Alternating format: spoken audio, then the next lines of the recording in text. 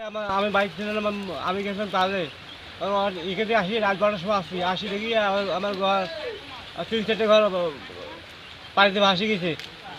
আমার ঘরটা খালি ল্যাংটাকে ছুঁছি, এই অবস্থা আছে ঘর, আর কিছু না। আর আমার গাড়ি আমার ঘরের বাদে 10 হাত দূরে নদী আছে, এতটুকু। আসরের নামাজ এসে আমার নামাজ পড়িয়ে শিয়ে বাদাম সেতে সেতে সার ঘর দৌড়িয়েছি কনে ছেলে আম্মু নাই বস্তা বসে গেল, আব্বু বস্তা নাই ডাবি গেল, পানির বলন তো আছে দৌড়েন। এই সার ঘর দৌড়ে দৌড়ি করতে করতে এদিকে না আমরা ভাত দিচ্ছি বাদামও ছিঁড়ছি। ভাত খাবার সবাই পাই নাই, ভাত খাবার সবাই আল্লাহ দেয় নাই। ওই জন্য ভাতের ডেক ধুয়ে ধুয়ে যেগুলো যে আওতা আওতি করেছে।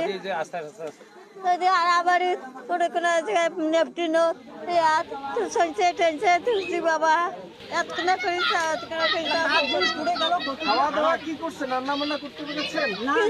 আদা বাড়া কচি দুপুরি খাবার জানতে খাবার পাই নাই, খাবার পাই নাই। ওদের আছি গরু ছাগল চড়াই ছাগল যেলা করে করে আছে তা করবাই না।